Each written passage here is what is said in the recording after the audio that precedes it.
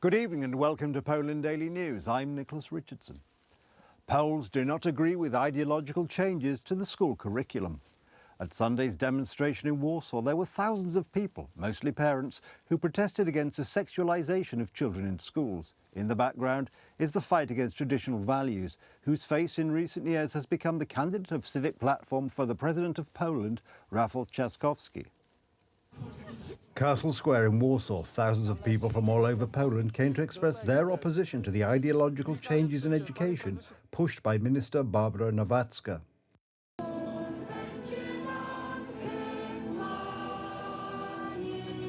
The issue is the introduction of a new subject, health education. Under this name is a curriculum for sex education and gender ideology. The rulers want children in the 4th grades to learn about autosexual behaviour, among other things. To be clear, health education is a good thing, but taking away from families, Polish families, parents, I'm also a parent of 3 children, the possibility of influencing such a very emotional, important sphere for everyone, which is sexualization, is simply a thing with which I do not agree. Neither do the teachers and, above all, the parents, who look on in horror at the direction in which Polish schools are heading. As a mother, I categorically oppose such ideas. I think they are harmful and depraving to our children. Yes to education, no to depravity, was the main slogan of Sunday's protest. I'm a father of 3 children, and I don't feel like the children. I feel like it's science and education at a high level, not that it's an ideological thing that's pushed into the children's heads. Archbishop Marek Jędraszewski also expressed his concern about the morality changes.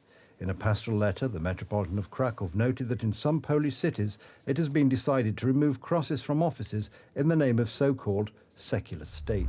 We also know that along with this idea, which is so contrary to our national tradition, there are plans to limit religious instruction in schools and at the same time to introduce a compulsory subject for all students, in the programme of which, in the name of health, the minds and consciences of even young children will be depraved. We must not allow this to happen. Participants in the protest sent a clear signal to those in power that there is no consent to disregarding the voice of parents when arranging the curriculum in schools. This is a very important impulse, and I think that those in power should take this into account. Certainly, in the pre-election period, those in power will be extremely sensitive to criticism. A few days ago, the deputy head of the Civic Platform Party tried to convince Poles that, if necessary, in defence of Catholics will stand none other than Rafał Trzaskowski. If it will be the case, for example, that Catholics in Poland will be in a situation where they need his care, he will defend Catholics. Cezary Tomczyk showed a peculiar sense of humour. Rafał Trzaskowski, as the president of Warsaw, is spearheading a cultural revolution in Poland, which is symbolised by his decision to remove crosses from the capital's offices. Clear guidelines say that in those spaces where Warsavians and Warsaw residents are served, those spaces should remain neutral.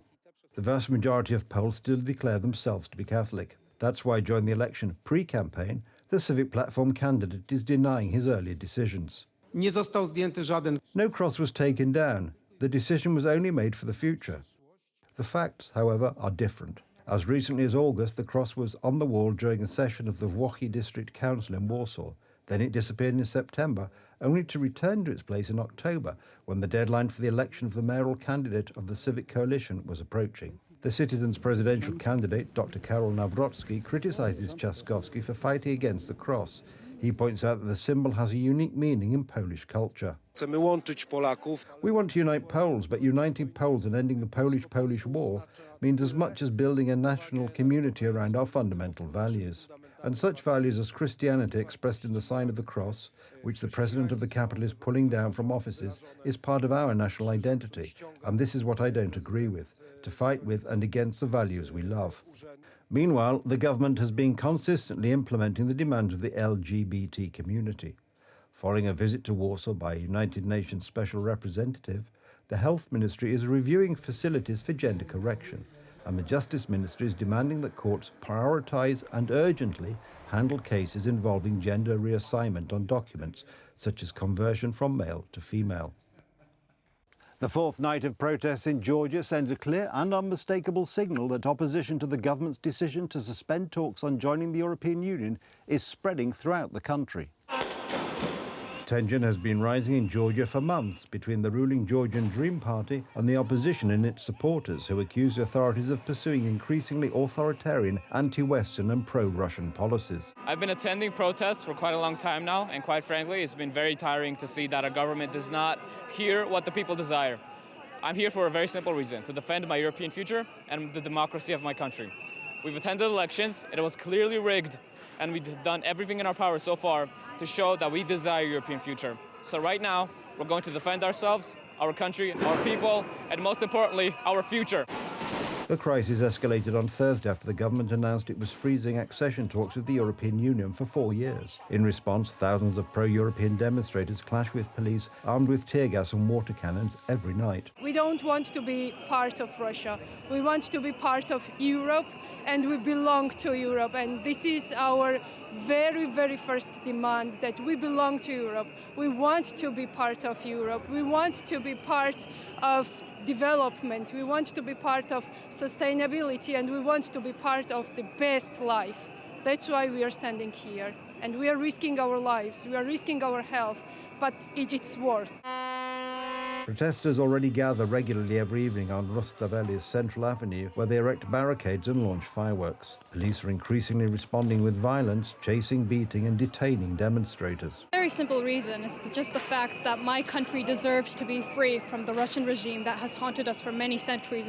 And I believe that we need to get into Europe. It's truly what we've wanted for many, many centuries. According to various sources, more than 150 people have already been injured in the unrest, including civilians, journalists and police officers. About 50 people are in hospitals. A total of more than 250 protesters have been detained since Friday. Earlier today, German Chancellor Olaf Scholz arrived in Kiev for a surprise visit. Scholz has visited Ukraine for the first time in more than 2 years and vowed to keep supporting Kiev in the war. Their visit comes just weeks after he was criticised by Ukrainian President Volodymyr Zelensky for having a telephone call with Russian President Vladimir Putin. During the visit, German Chancellor Olaf Scholz and Ukrainian President Volodymyr Zelensky visited a memorial to fallen Ukrainian soldiers in Kiev. Scholz laid a tribute at the memorial as he paid his respects alongside Zelensky. Another stop on the visit was an exhibition of drone equipment in Kiev, showcasing domestically produced drones, as well as those created in Ukraine in cooperation with German companies. Zelensky and Scholz also visited a military hospital in Kiev. The two leaders talked to soldiers about the injuries they sustained during fighting in the Kharkiv, Luhansk, Donetsk, and Sumy regions, and the course of their treatment. Scholz's visit comes ahead of an early German election expected in February. As the campaign gets underway, Scholz has pointed to Germany's status as Ukraine's second biggest weapons supplier, while also highlighting his prudence in working to prevent the war escalating and refusing to deliver Taurus long-range cruise missiles. For individual weapon systems, we have a certain judgment as to whether a deployment is right or not. This has to do with the range and the need to control the targeting, and that's why we said not there. This doesn't lessen our support, which is very wide-ranging, and it is important for me to say, will remain wide-ranging. Scholz has been cautious about talk of fast-tracking NATO membership for Ukraine. In recent months, he has emphasized the importance of finding a path to peace, while stressing that it must not be chosen over Ukraine's head. When asked when would be the right time to invite Ukraine to join NATO, Scholz said the following. NATO hat Beschlüsse zu diesem Thema gefasst, die auch einen Weg zeigen, beschrieben haben in Vilnius und Washington, und die habe ich uneingeschränkt unterstützt und halte sie auch so für richtig. Germany has already supplied 5 Iris-T systems, 3 Patriot systems, and over 50 Gepard self-propelled anti-aircraft guns. The aid being delivered this month will include another Iris-T system and more Gepards. More military aid is expected to come in 2025. United States President Joe Biden has broken his promise never to use power for the benefit of his own family and pardoned his son. Hunter Biden was facing up to 42 years in prison for serious crimes. But just before the end of his father's term, he will evade punishment.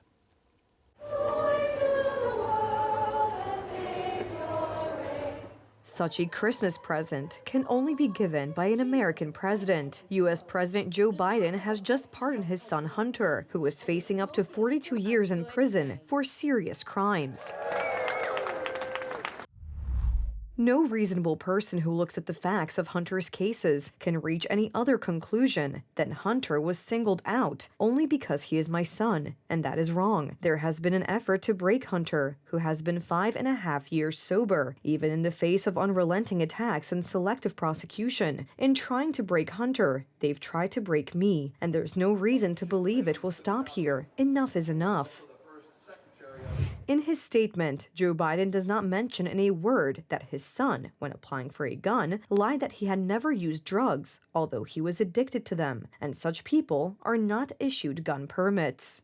It was these choices and the combination of guns and drugs that made his conduct dangerous. Second, no one in this country is above the law. Everyone must be accountable for their actions, even this defendant. What's more, Biden's son avoided paying taxes, totaling nearly $1.5 million, and at the same time, as emphasized during the trial, he led an extravagant lifestyle, spending money on drugs and escorts. Hunter Biden is the first ever son of a serving U.S. president to be convicted in a criminal trial, and he still faces charges of invoking his father's influence during shady business dealings with Chinese and Ukrainian contractors. This is kind of an American version of a family in its own right, in the sense that the President of the United States, using his office, applied the law of clemency to his son, who had several federal charges. And this is obviously a situation that in America, in a sense, is a novelty. It does not fit into such optics of the political system of the United States, this ethos of the presidency as well. Americans are appalled that President Joe Biden has repeatedly stressed that he will not use the power to pardon his son because he trusts the American justice system. By the jury decision, I will do that, and I will not pardon him. Now Biden has not only broken his words to his countrymen, but also undermined the credibility of the U.S. justice system with his decision, and all at the very end of the presidential term and democratic rule. Investigation. So there is a precedent for presidents taking part in power to benefit, family members, people close to them. But there's no question that in doing this, President Biden is probably setting himself up for questions. His decision moved even Democrats. The governor of the state of Colorado wrote of the president's tarnished image and great disappointment. Biden's successor in the White House, President-elect Donald Trump, called Hunter's pardon an abuse. According to many Americans, the Democrats are ending their 4-year reign in disastrous style. That's the news. Thank you for watching. And from me, have a good night and a better tomorrow.